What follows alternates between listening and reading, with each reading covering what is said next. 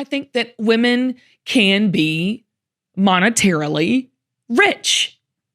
I think it's not as hard as we think it is. It is not. Tell us exactly what we got to do.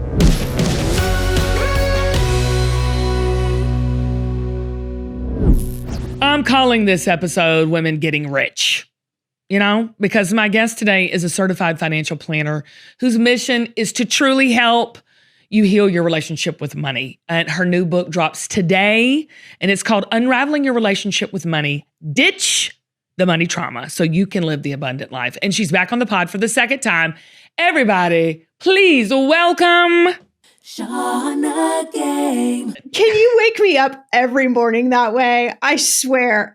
I'm your hype girl. I am your hype girl. Because I want to tell you, I love this book. And I love how we're talking about women getting rich. I think 2025, it could not come out at a better time, right, Shannah? It's like everybody is ready for a new year, a new start, a new goals, new dreams. But everybody, especially after the last, I would say 10 years, last decade we have had, I think everybody wanting to get rich, especially women, that's a good way to start out 2025. I call it unapologetic wealth, which I think is really important for women, right? Like to just stand, picture yourself with, when I wrote this book, I had this little kid's cape that I bought that I would put on every time I sat down to write. And it's gold and just shimmery.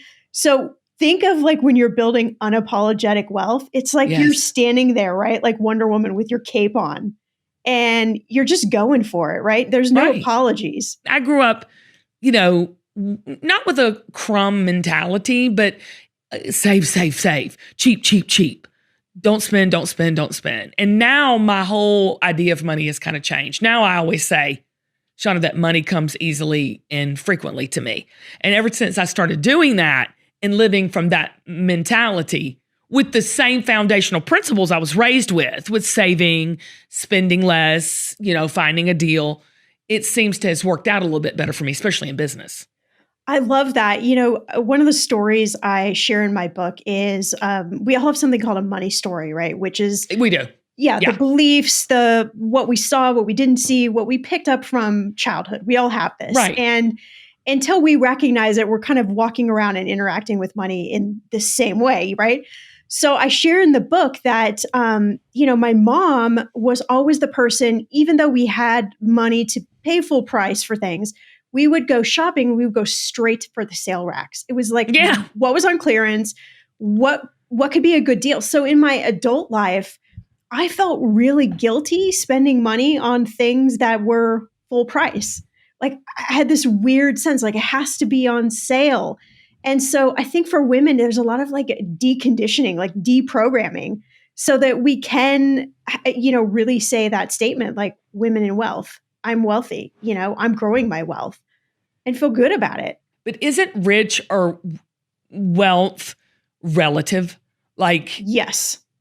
It's what 100% relative. Okay. All right. But that's, you're bringing up such a really good point, right? Right. And I talk about we have to define these things. So what is wealth to you? What is wealthy? What does that look like? And for some of us, it's a number. For some of it's just a way of life or, where we want to live or the people we want to be around. It's funny. Every time I call it kind of bespoke money coaching for women. And every time the first conversation I have with them is okay, tell me a little bit about your story. And the first words are always something like, I'll never have enough, or my fear is there will never be enough, right? And so my kind of quip back is, okay, well, what does enough look like? Because until you know what that looks like, you're never going to have it, right? You don't even know if you're pointed in the right direction. But isn't money just like Bitcoin and all of that? Isn't it fake too?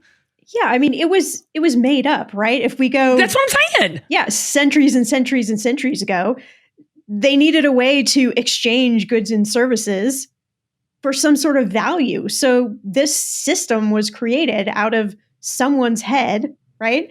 And we have let it define things like our self-worth. Yes. And how we show up in the world and all those sorts of things. But essentially, it's a tool. It's like a hammer. and we get to choose how to use it. And so if we look at it from a little different perspective, I think we can start to kind of dismantle the emotions and the trauma and the fear and the shame and the judgment and all of that crap that we put on money. But yeah, it's man-made. It was made from scratch. And you look at it from that, almost from a ridiculous point of view. And I'm serious. Like, I started looking at money as being, this is not real. I'm putting so much value on this thing that is a piece of paper. So what is really of value here? And when I read your book, that's basically what you're saying. Like, your wealth and your riches comes from what you value most, right?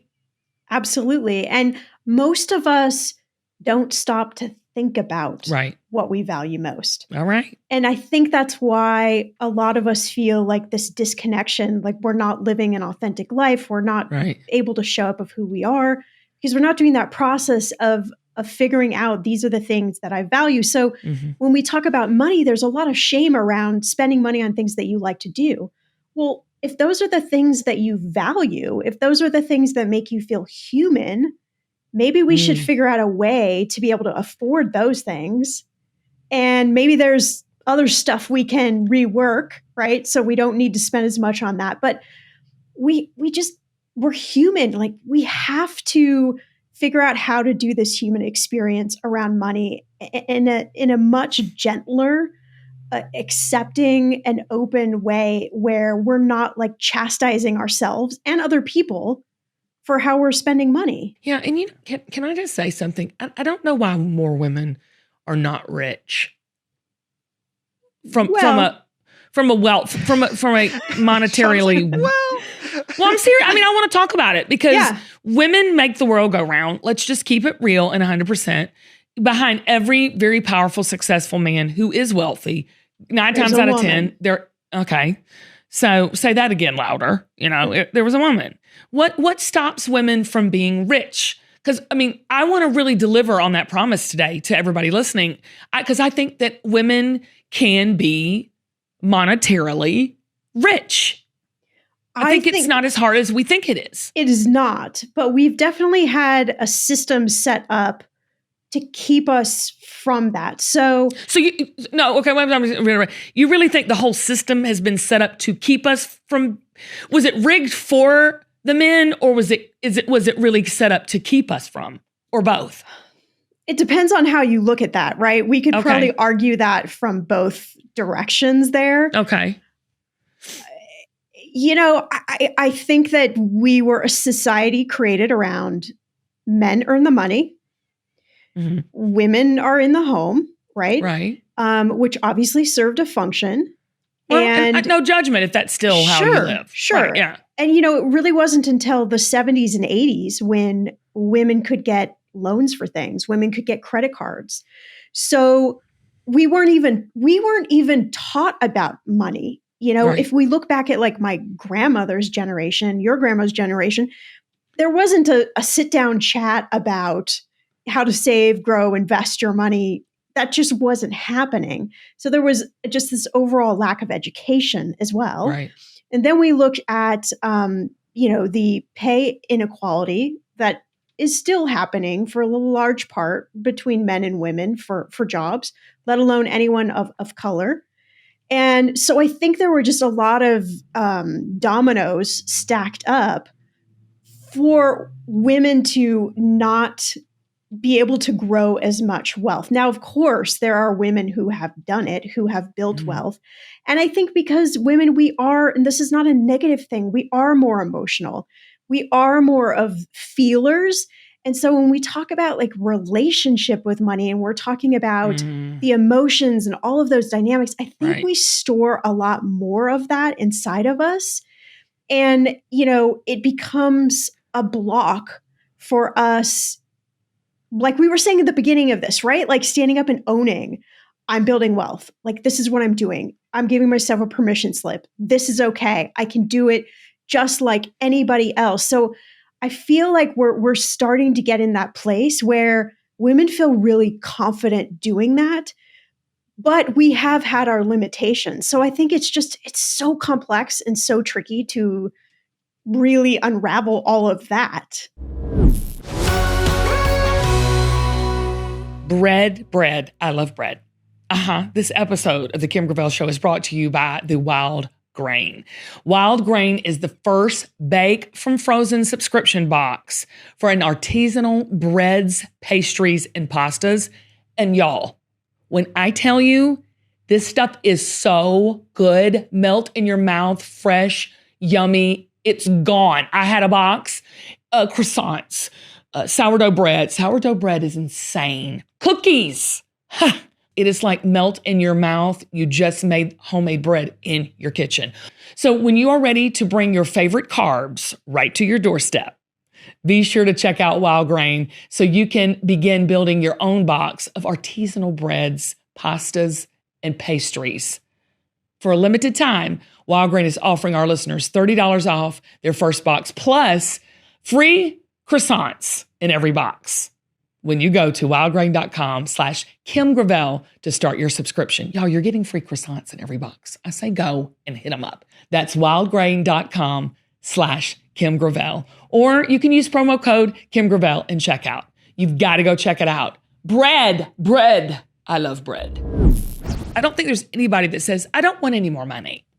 Okay, Shannah, I love people who take the high road and go, it's just not about the money. I'll take more money. I'm right here. Hi, my name is Kim Gravel. I will take all the money you will give me. Okay, so, and I mean that. And like I said, I'm not ashamed of that or saying that. But for someone listening, what's the first step for a person listening to us right now? Let's say her name is Brenda. Okay, Brenda's listening. Shannah, what is the first step for Brenda becoming rich as a woman today? What can she do? What are some tangible things that she can start with to start really building and amassing that wealth? There's lots of different things to focus on. I'm gonna talk about an emotional thing and then a practical thing, right? Because I think the two of those things need to be paired together. And I think that's really the flaw of traditional money advice, is that they don't put those two things together. From my experience, from my 20-year experience doing this, the emotional side, it's really understanding these beliefs, blocks, views of money that you've either carried from childhood or you've adopted, right? And how those are getting in the way. So when we talk about something like money trauma, I'm a trauma of money expert. We can think about things that, maybe we were in a relationship and there was financial abuse. Maybe we grew up in poverty. Maybe we even just forgot to pay a bill and our credit score went down. And every time we look at our bank account app, we feel this bodily trauma sensation, right? Like our hands might get sweaty or failure, mistakes, all of that, right? So we have to, I liken it to like we're standing on one side of the bridge, we're trying to get the other side of the bridge, and we just can't get there. We just can't get there. And so we have to look at the emotions and we have to figure out what's going on there. So one of the exercises I like to suggest a lot is something I call financial forgiveness. And this is something accessible to everyone. Set a timer on your phone for 10 minutes, get out a piece of paper. I want you to write down every thought, mistake, belief, everything that you can just get out of your head about money without judgment. Then I want you to step away from that paper for 24 hours, come back, look at it with a fresh mind. And then there's scientific studies to prove that this is the effective next step. I want you to get rid of it. Shred it, burn it, tear it up, throw it away. I don't care. There is a process in our brains of getting something out on paper and letting this go. Now, does it change all of that? No, right? But the beauty is, emotionally speaking, we can change the rules. We can set boundaries. So if you get so nervous looking at your bank statement, tell yourself, I'm giving myself 2 minutes. I'm going to look at this and then 2 minutes, I'm going to walk away, right? We can create the structure that works for us. We can also redefine what things mean. So a lot of us, might have debt or shame from debt. We can flip that on its head. We can say, now I don't like the debt and I don't like where I'm at. However, The debt has put a roof over my head. It's paid for my kids' school, right? We can change the whole definition and the whole emotion behind it. So from an emotional standpoint, we can make the rules. We can change it all up. And that to me is super powerful. Like if you think about it and you step into it. From a practical standpoint, this is going to sound boring, but this is the best first step. Most of us don't know where we're spending our money. We have a general idea, right? So what I talk about in the book is I hate budgets, but I'm a big fan of something called a spending plan. And this is something more aspirational, right? We're talking about values. Where do I want to spend my money? Where do I want my money to go? I've got to give it this GPS system. I've got to give it direction. But I also got to really know where my money's going, because that's the only power I have over making intentional choices and of saying something like, you know what, I need a dopamine hit. I feel like I want to go out shopping. But if I took that money, put it in my, investment portfolio, that's going to grow to $5,000 in, 10, 15 years. Like, which choice do I want to make? So knowing where your money's going gives you power over deciding if you're okay with it or if you're not okay with it. And that is, I think, the most important step that's easily overlooked when we're talking about building wealth, is you being like the conductor of where your money's going. Being educated in where you're spending. So is paying down debt the first step into advancing into being rich? Not necessarily. So this is why money's so tricky, right? I'm going to use an asterisk mark always, because it depends on what you want. It depends on your vision for your life, right? Yes, high interest debt. I'm not going to sugarcoat it. Not a good thing. But I could argue that maybe we take some of the money, pay down debt, and some of the money we start growing your wealth. We start putting it in investments and things like that. So at the end of the day, it may take us a little bit longer to pay off the debt, but we're also growing our assets at the same time. Right. So, I tell people, like, look, if you're the type of person that you wake up in the middle of the night in sweats, anxiety, fear because you got the credit card debt, get rid of it. If you're the type of person where you're like, you know what, I can manage that emotion, and I also understand that I've got to grow my money in order to build wealth, let me try that approach, right? So it's knowing yourself and figuring out what's just going to make you feel the best at the end of the day. I mean, I grew up with debt is the devil, and you have to pay down the debt and get rid of the debt. But I'm also now, as an entrepreneur and someone who is investing way more than I thought I ever would. I never thought I would be a person that would be investing in other companies, or be investing in, Roth IRAs, stuff for my children, how, tax, not shelters, but tax places that I can put my money that is deferred tax. I mean, like, I never thought I would be that person, but y'all, as a woman who's 53, I'm that chick. I'm that girl. And I will tell you, there is such power and freedom in that, Shannah. I mean, there is such, like, I'm not even beginning to think about retirement because it's just getting good, girl. I mean, my 46 on has been my most profitable wealth building years. And so there's a lot of women listening to this who are over 50 thinking, I'm done. I'm through. I'm in retirement mode. I'm like, no, you're not, Sister Sledge. You're just beginning.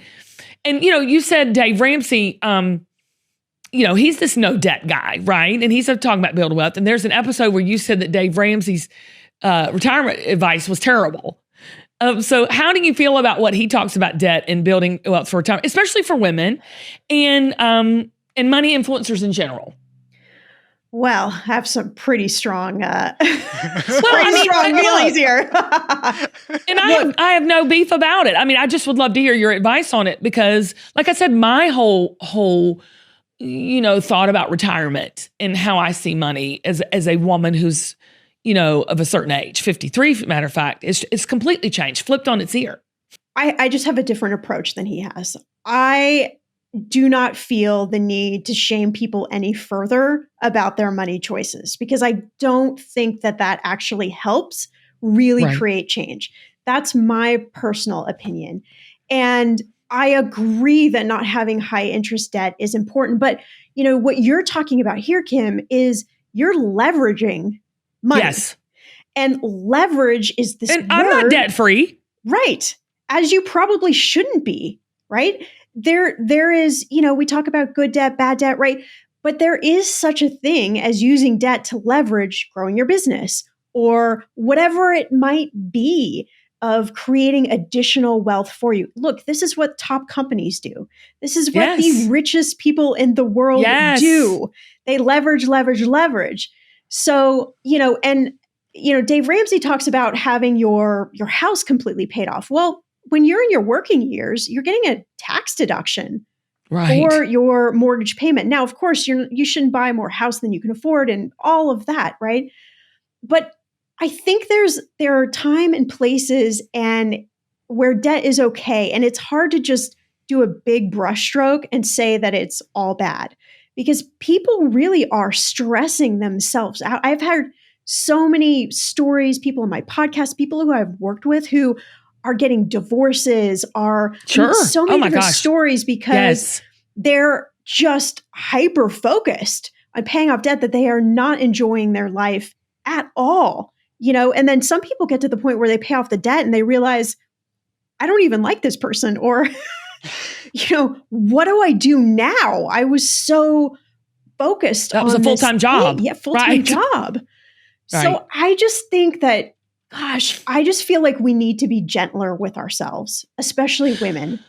Well, and would you say, Shannah, that we need to be, because I'm hearing you, I'm passionate about this because it has made my life, they say more money, more problems. There is some, kind of truth to that in a way with your family and things like that. But really, more money, more opportunities. I believe that 1,000%.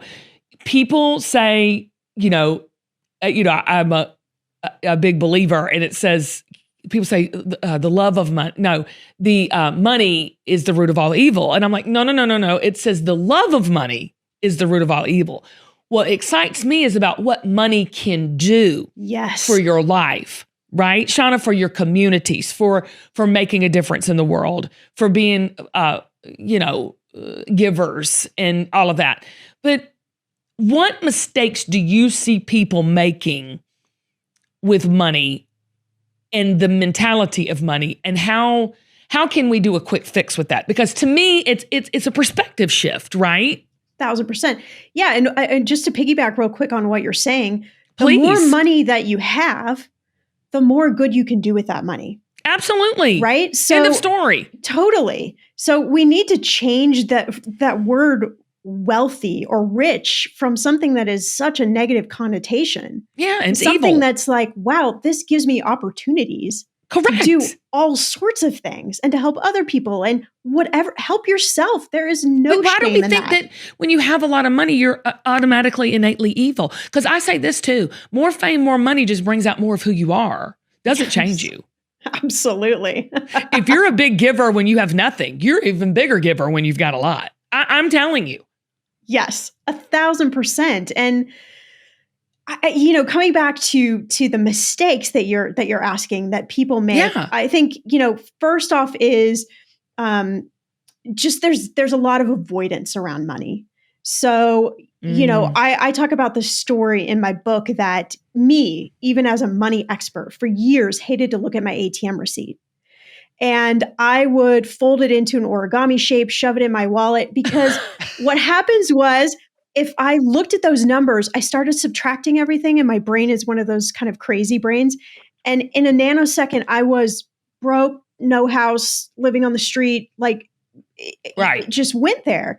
And so I had to retrain myself that that's not the truth. Like, I had to recognize the lie that exists that's holding me hostage in that place. And if those things happen to me, I know they happen to everybody else, right? So I think the first myth is that we think that we are the only people who have made this mistake around money. And that's because we don't have these conversations, right? We don't have these honest, real conversations about money. not the good stuff, but the stuff that's been messy and icky or hard or we've learned. All of that is so critically important to the story, right? That's the richness to me. So I think that's the first one. The second one we kind of already talked about. Most of us have really not a great idea of where we're actually spending our money, where our money's going. Right. Yeah. So we don't have any power there in changing that dynamic. Well, Shannah, I did that with my eating because I'd recently lost like 60 pounds over like a 2-year period or a 1.5 year period. And I remember doing that with my calorie intake. I was like, I did not realize how many calories I was consuming. So I thought, I'll just track it, right? I'll just track it for a few days. And I was eating upwards of 4,000 calories a day. And wondering why the crap I was 50 pounds, 60 But you found the reason, right? It came from that. And this is the thing that's so closely related to eating and money is you were eating that same amount the entire time, right? It wasn't you got to stop right there. I got to stop you. You have to stop right there and say what you just said again. You said how eating and money are what? Related. Shut up. Right? Shut your pie hole. But you just gave the most beautiful example because you were eating that same way, right? You were probably telling yourself, I'm not eating 4,000 calories. Oh God, right? I was shocked. Right. So then you did the exercise of tracking and went, okay, it makes sense now. The same thing around money. I worked with a couple who lived in a rent-controlled apartment in Hollywood. They made 300 some odd thousand between them. Oh, wow. They wanted to buy a house. They couldn't figure out why could they never do this. So I said, great, let me see, do you have a budget? Do you have anything? They pulled out this like crumpled up piece of paper and handed it to me. They created it like 4 years ago. And I said, great, give me your bank statement. So I went through line by line, categorized everything. Well, on the piece of paper, they put that they were spending $300 a month eating out. In reality, they were spending between $3,000 and $4,000 eating out. Now, your brain goes, how could you not know that? But it's the same thing you're just saying right there, right? It is. You've told yourself this is what you're doing. And the process of actually looking at the reality, that's when the light bulb goes off. And that's when you have that decision of creating change. Like you could have said 4,000 calories, fine, I'm fine with it, right? Or you could say, oh my gosh, I found the thing. Now let me change the thing. And now you're, 50 pounds lighter, 60 pounds lighter. Well, and I will tell you, and people like, how did you lose the weight? It was an instant, because I always thought I was just addicted. I thought I was just addicted to eating out. But when I saw, I was like, oh, daggone, that's not even normal. That sounds ludicrous. Right? You know what I'm saying? Like instantly my addiction was broken. So, I just think with money too. So breaking, is that the trauma you're talking about? Is that where we attach because we love to talk about trauma. We love us some trauma in the women in America. We love us some trauma. And we love to talk about it. And we love to wallow in it. And we love to hear about other people's trauma. And it is a little fun. And it's a little spill the tea. And but is that where we really need to start? Is we got to come to grips with it. We got to look it dead in the face. Tell us exactly what we got to do with it. Yeah, we got to look at it. And when we look at it, we have that decision moment. We can say, you know what? I want to spend $3,000 eating out. Like that's what makes me feel good. Or, oh no, there are other things that I want to do. Let me figure out how to create a system and a boundary to only spend the $300. That couple in 6 months had enough money to buy a house. They'd spent 6 years struggling to figure this out. So yeah, that is, and trauma is just another word for ick, yuck, right? Like stuckness. Mess. Yeah. Suck. I'm in the quicksand. Sucks. Right? Yeah. So it's just that feeling. Like when you feel that around money, just icky, yucky. Okay, let's examine that. Let's look at what is that? Is it ever as bad as we think it is? Shannah's like, I've seen some stuff. I've seen some stuff. Most of the time, no. It's not. It's the avoidance creates the fear, and Yeah. it gets so Yes. big that Yes. we're convince ourselves we can't possibly look because it can't be that bad. Or, you Well, know, you're Yeah. just telling us to be confrontational. right. Yeah. Look, Mm. the looking And is women normally aren't. yes. And women normally aren't. Yes. But that is, I think, if we're talking about like the secret decoder ring to building wealth, it's Yeah. that, because that is the agree. perfect example of emotion married with practical action.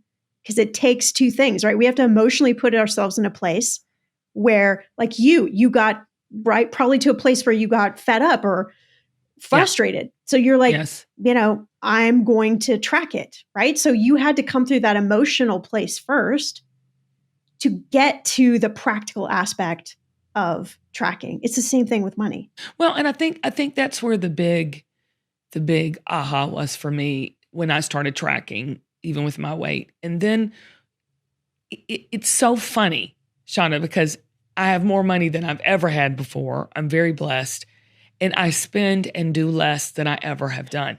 It is almost, it's, you know, the love of money is the root of all evil, but the love of making it is the blessing for everybody. That now it's become not the money, it's the game of it.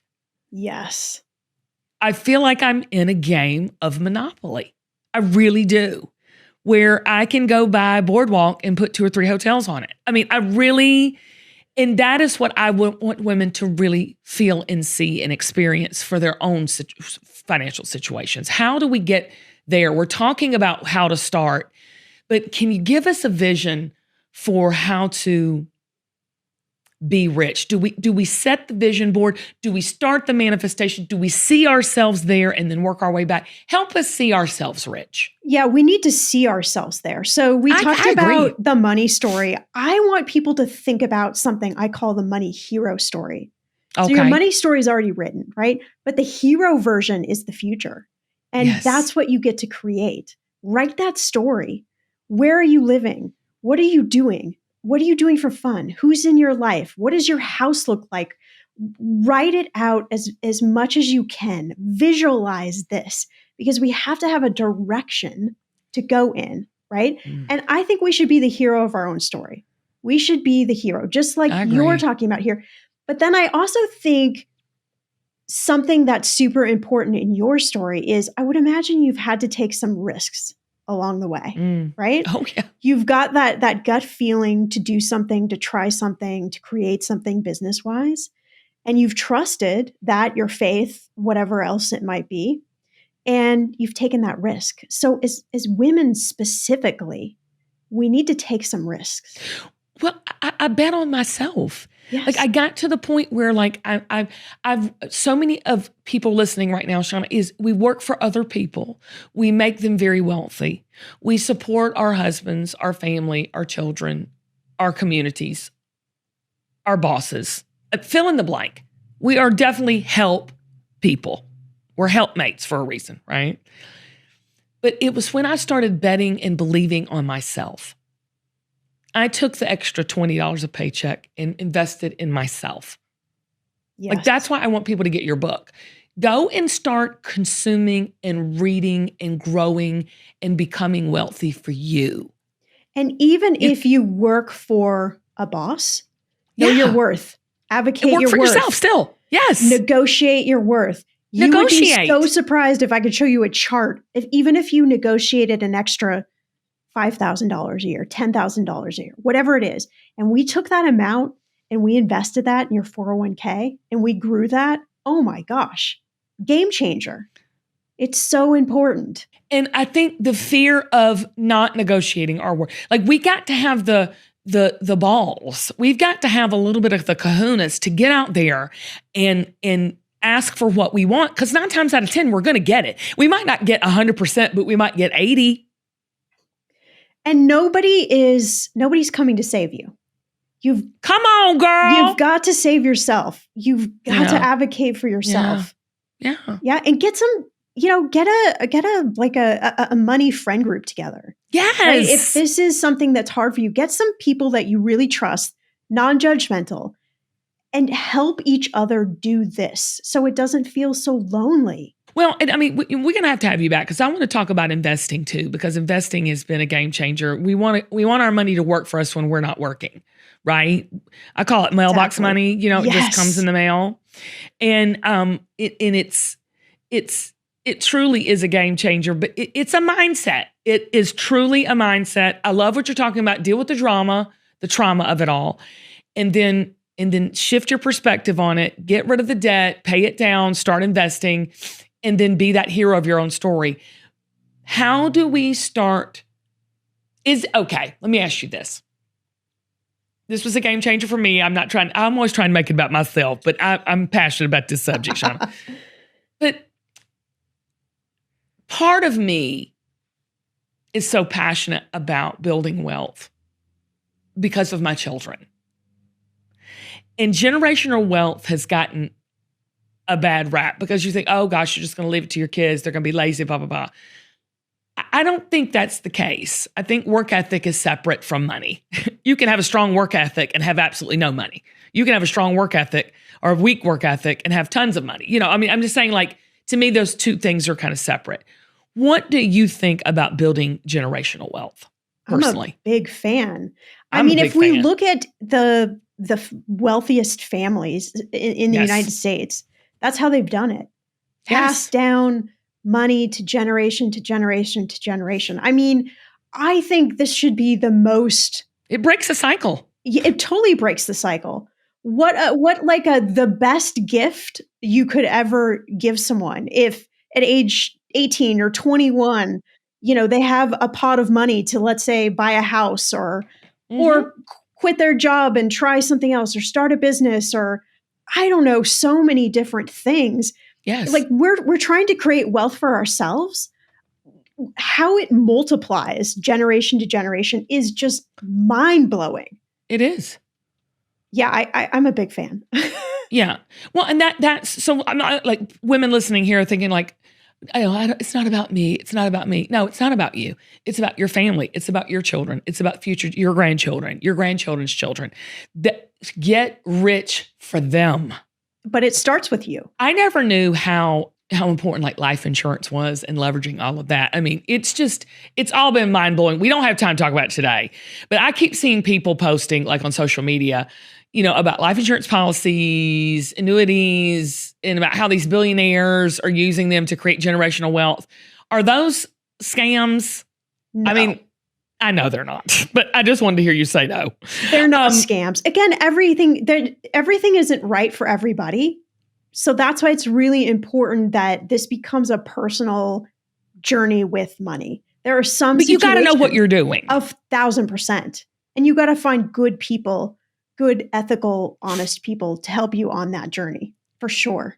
Well, I remember because my husband works with our company now, and his full-time job is just the financial arm of what we do, right? And so many people think the financial arm of what you do is just paying your bills and writing paychecks, and that's not the case. How important is it to surround yourself with professional, integrity-driven people of character when it comes to finances? Because again, 1,000%. I ain't no accountant and none of that. Okay.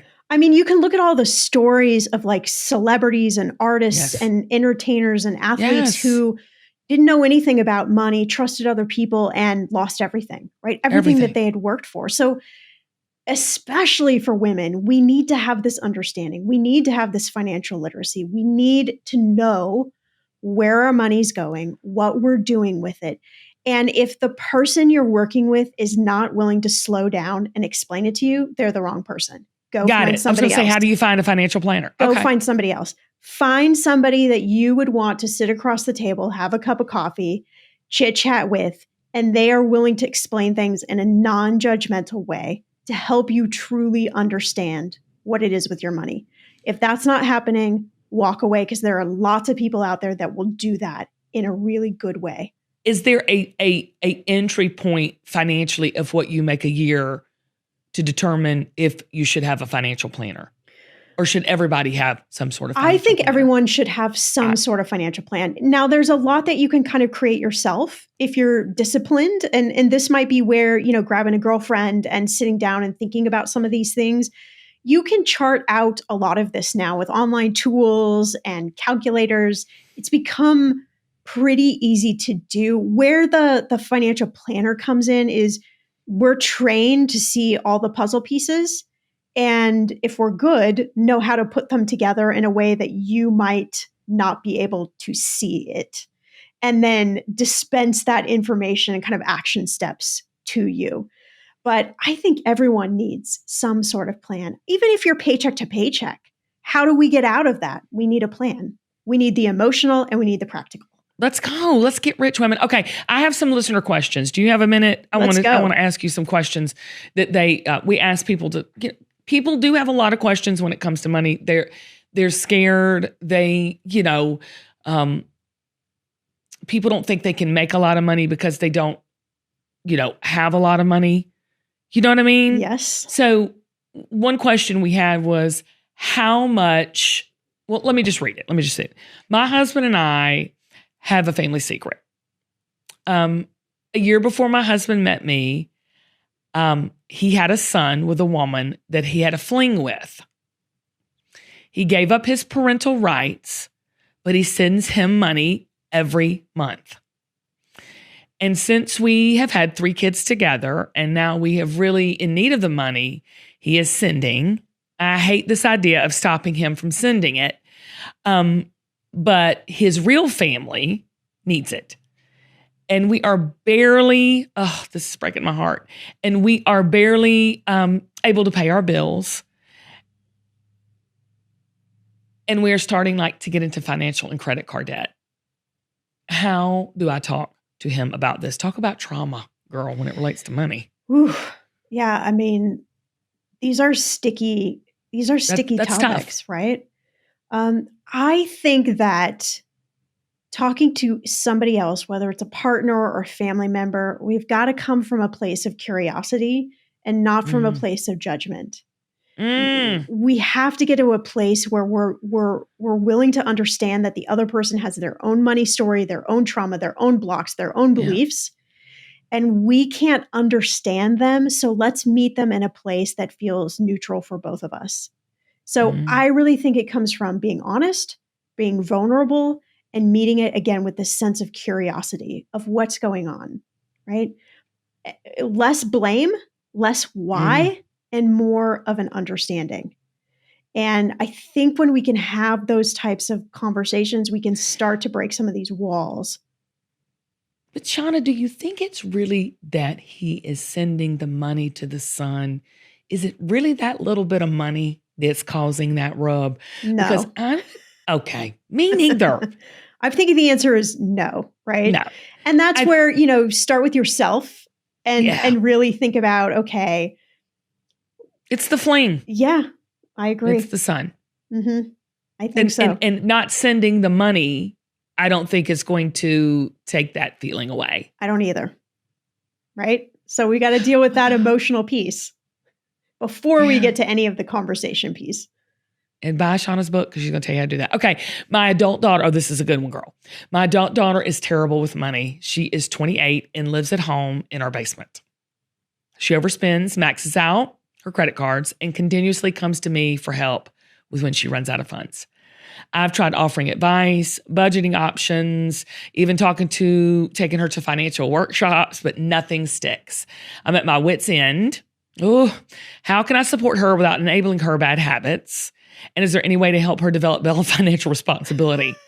Get her out. No, I'm just kidding. Tough love. That's you, right? Kim. That's Tough me. love, baby. That's me. And that's awful. And I'm not saying that's what you should do. Shannah? I think we're going to have the same kind of answer here. I think this curiosity place, right? Of having some conversations with her where she doesn't feel judged, where the mom can have a deeper understanding of, when we're spending money out of control, we know there's something under the surface. Yeah, because 28 is old. Yeah. What is going on under there? What are we feeling Right. is missing from our life? What are we struggling with? Why do we need that dopamine hit, right? What is going on? So I think coming at it from that perspective of wanting to understand where maybe the struggle is for the daughter. And again, we have to get rid of the judgment, shame, guilt, blame, and you shouldn't be doing this, she shouldn't be doing that. That's never going to work. It's only going to make her spend more money, right? So I think coming at it from a different perspective where maybe the mom could understand. And then once we can understand what's going on, like, is there something she's super depressed about or super anxious, or does she not like her job, or is her relationship a mess? I don't know. Could be anything, right? But once we Right. have that information, then we can work with that. Then we could create a system for let's create some good financial boundaries. Let's get some goals in place. Let's get some automation of expenses set up, right? Some of the money's going into investing. We're doing some things. But I think we, especially parents, tend to come at like an all or nothing approach and Ugh. a blame approach, and it just doesn't work. No, it doesn't. And I'm bad about that. I'm bad at that. Oh God. Now you've stepped on my toes. All right, here we go. Last one. I'm in a loving blended family with my husband, his son, and my 2 kids. Okay, that sounds about right in America today. All of our kids are between the ages of 6 and 10, and my 8-year-old stepson recently inherited just over $100,000 from a relative on his side of the family. I think the money could really benefit our whole entire family by paying off debts, covering household expenses, or even investing in things that could help everyone, even like a new car or family vacation. However, my husband is adamant that the money should be used for our stepson's future, like college or other expenses when he's older. He's even gone as far to tell me that I'm becoming an evil stepmother by suggesting otherwise. How do we navigate the situation while addressing both immediate family needs and my stepson's long-term interest? Oh my God. Now, Shannah. These are juicy. This is tough love. Right. I'm going to let you go on and just say your piece. Kim's ready to send I'm this chomping at 8-year-old the out. bit. 100K, you're out on your own. I mean, Just it 100K. was given to him. Hello. It should be secured for him. In a trust. And then let's have a different conversation about how we can maybe make money a little bit better in the household. Right? Yeah. I mean, that is, if you start using kids' money in that way. That kind of is a little bit of an evil stepmom. I'm sorry. Yes. That's kind of Cinderella-ish. Yes. We're going to have to pretend like that doesn't exist. Put the money in I agree. account for him, a trust for him, something, and forget it even happened. Let him have That's that his money. It's his money. It's his money, regardless of his age. It's his money. And I have seen time and time again, Shannah, that money is so divisive if we let it. If we let it control us, it becomes, it can become murderous, deadly, destructive. Absolutely. But if we really have that right mindset, like you're talking about, it becomes empowering, freedom. I was going to say freedom. Flourishing growth. That's financial freedom, right there. Come on. Yes, that is. Yeah, And we a have lot of us so got much the trauma. You can't do it in an unhealthy way. I mean, I agree with you about the trauma. No, we can't. We need to start creating some healthy practices for ourselves, some healthy boundaries. Really have to. Celebrate small wins. Be good to yourself. If anybody in your life is judging you, spending choices or anything, if they don't have an immediate financial impact on someone else, that's your business. You don't have to justify anything. You don't have to justify building wealth. You don't have to justify negotiating for your worth at work. None of this, right? This is one of the, I think, best gifts we can give ourselves, is empowering ourselves to do this work, to celebrate ourselves, to build wealth, to help other people build wealth, other women build wealth. There's plenty to go around. So what you're saying in a nutshell is, women, go get rich. Go get rich. Women, go get rich. Can I ask a question actually that I've been thinking about as you've been talking about women getting rich? And Kim, as a woman who basically has gotten rich, let's be honest, you've been very successful. Do you feel awkward having more money all of a sudden, like later in life? Does it feel like... No, I will tell you, I'm grateful for it being later in life. And that's where I'm really excited about our audience hearing this, because there is something about, we always think if you don't make it by a certain amount of time, or if you don't achieve your financial goals or whatever, or any goal for that matter, right, Shannah, in a certain amount of time, that it's over. So for me, I have made more money in the last 3 years in my 50s than I made my entire young adult life from my 20s to being 46 years old. Okay. Like in the last 3 years. Okay. So when Shannah's saying get rich, that's all relative, because $100,000 to that young woman who's the evil stepmom, we're not going to call her your stepmom. You just did. That's a lot of money, which it is a lot of money. But for some people, that's all I need. I'm good. You know, for some people, that's just a drop in the bucket. So getting rich is really, wouldn't you say, Shannah, is very relative to what your personal needs and what your idea of comfort is.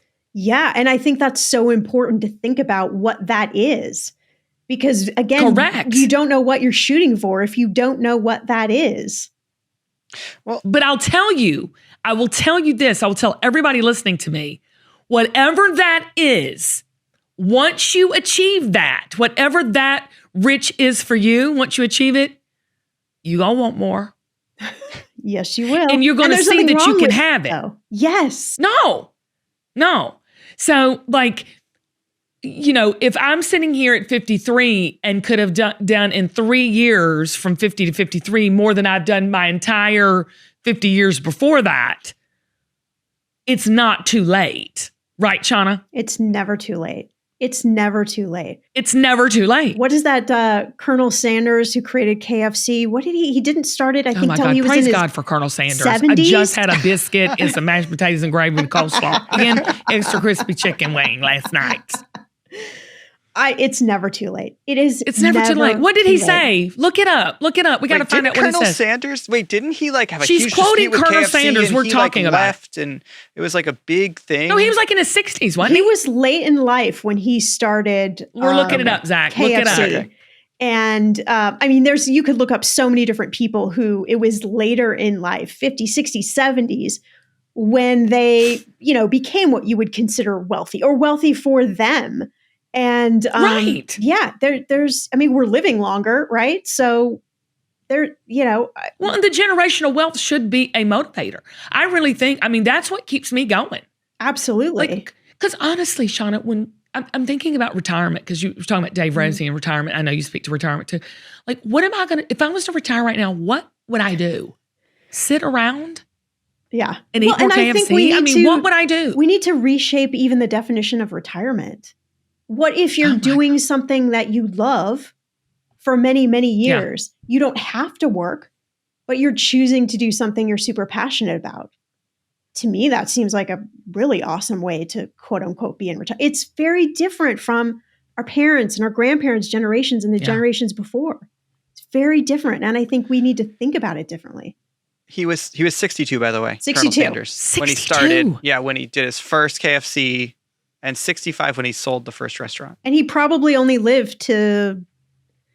He was 90. Oh, he was 90. Okay, never mind. Yeah. Still. Pretty good, honey. Let me tell you something. That's your next book. How longevity and having money and really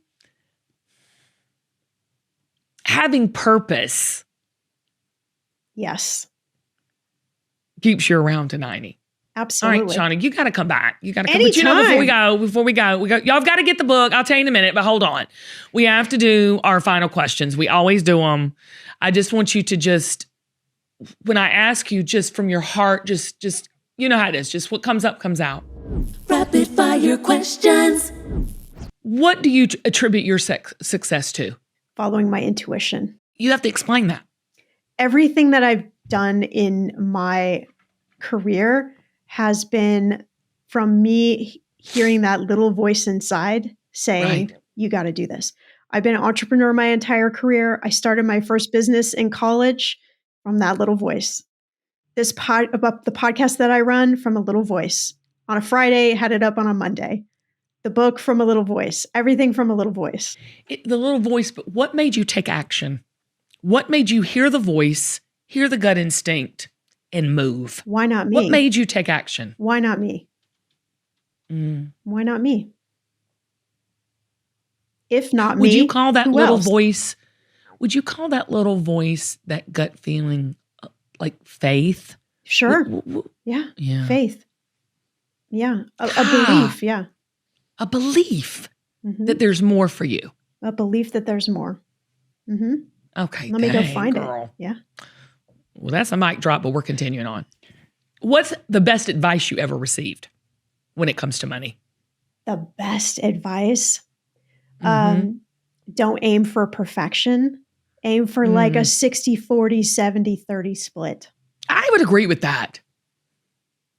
But you know what? Sometimes I have failed 70% of the time. That's okay. And the 30's been so good. Right? I'll take that 30. Okay. See?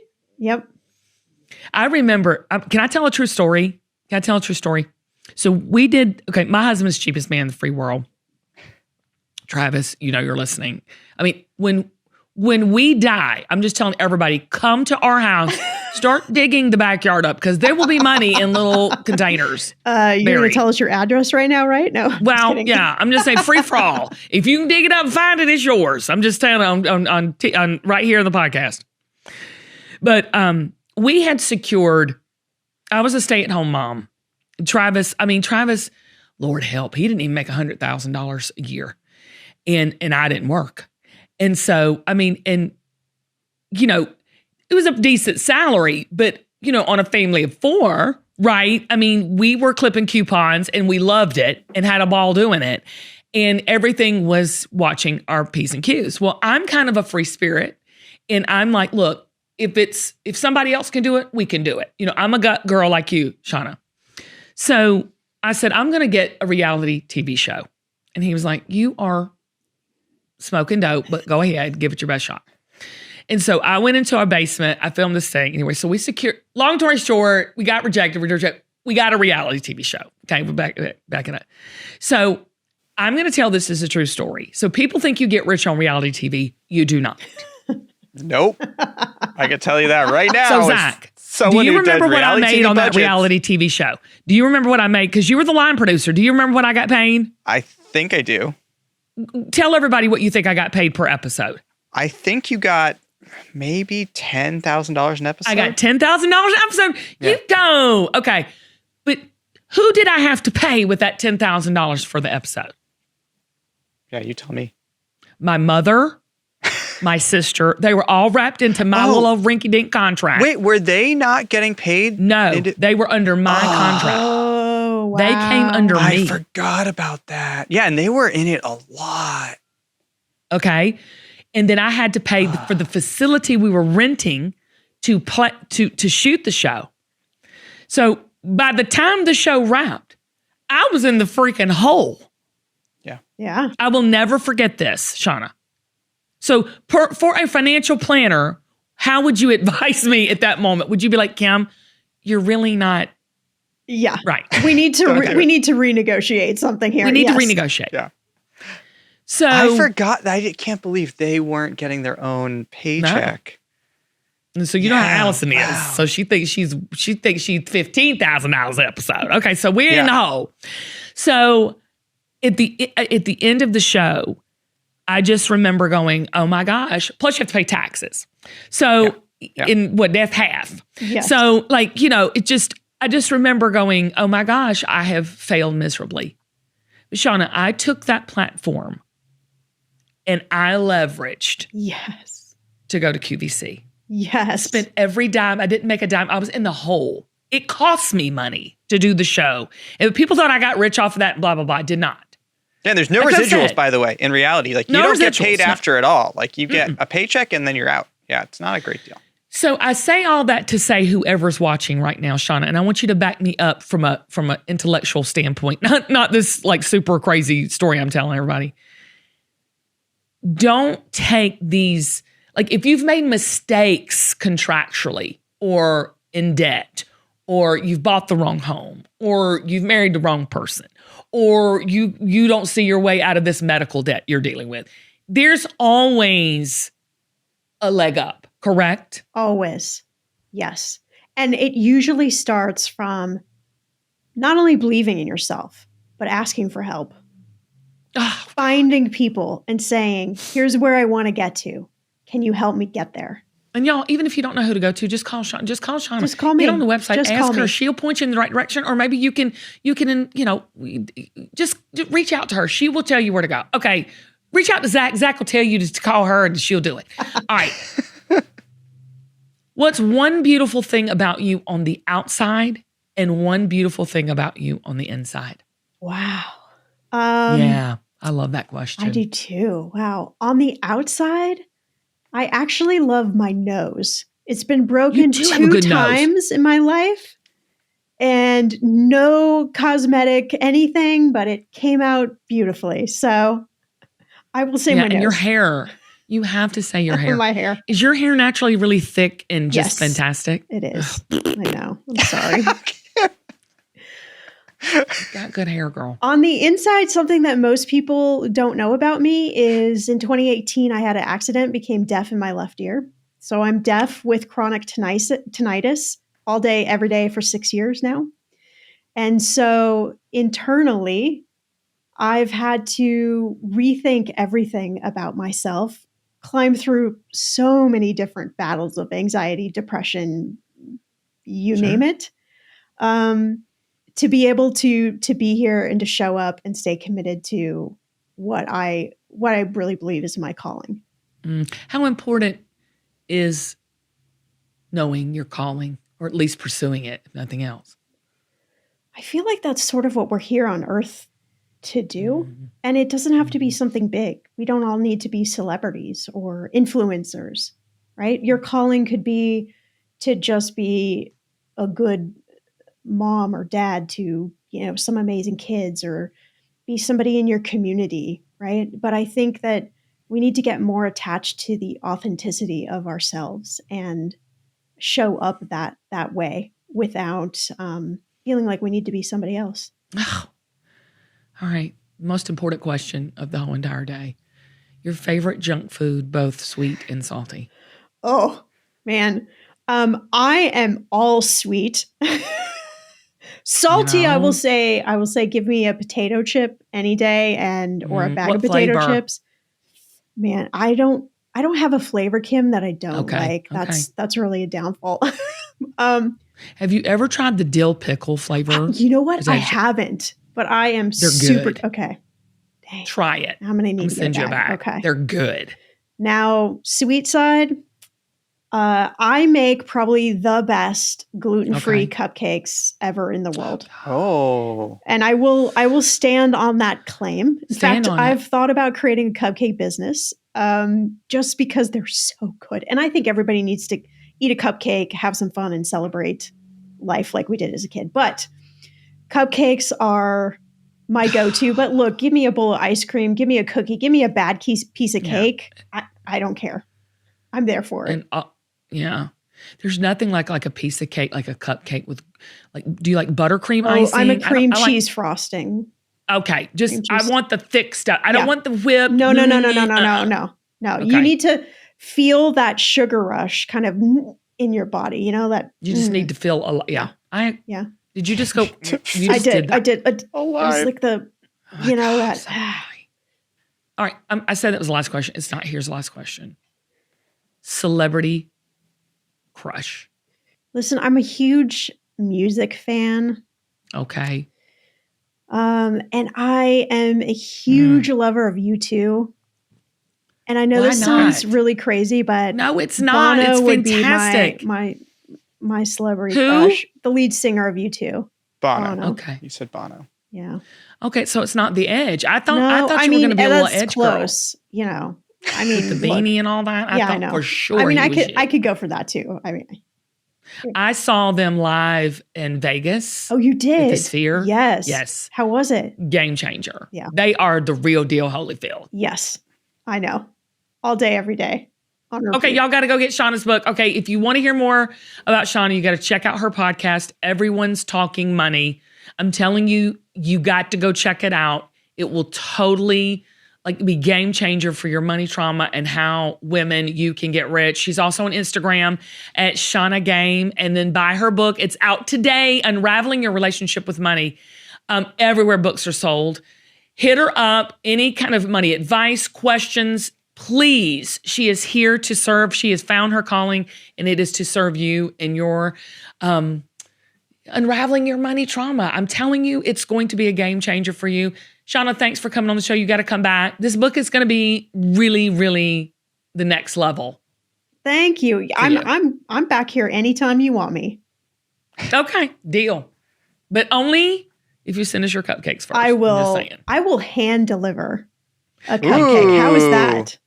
Okay, How is that? you got a deal. All right. All right. We're It's on. going to be tough because I'm in California and Kim's in Atlanta. So You ain't it's getting no gonna be- cupcakes, Zach. Bye, y'all. I'm only No, 3 you get- hours from Kim. Bye, so. everybody. Episode's That's over. right, Sorry. Shannah. That's really loud. The Kim Gravel Show is produced and edited by Zach Miller at Uncommon Audio. Our associate producer is Kathleen Grant, the brunette at Zach. Production help from Emily Breeden and Sarah Noto. Our cover art is designed by Sanaz Huber at Lemarian Creative. Our show is edited by Mike Kligerman. Our guest intros are performed by Roxy Reese. Our guest booking is done by Central Talent Booking. Our ads are furnished by True Native Media. And y'all, I want to give a big, huge thank you to the entire team at QVC Plus. And a special thank you to our audience for making this community so strong. If you are still listening, then you must have liked a few episodes along the way. So tell somebody about it. Tell somebody about this show. And join our mailing list at thekimgravelshow.com. I cannot do this show without you, and so I thank you from the bottom of my heart for listening. I hope you gained a little bit of encouragement, light, and love from watching and listening to The Kim Gravel Show. I love y'all so much. Until next time, bye y'all.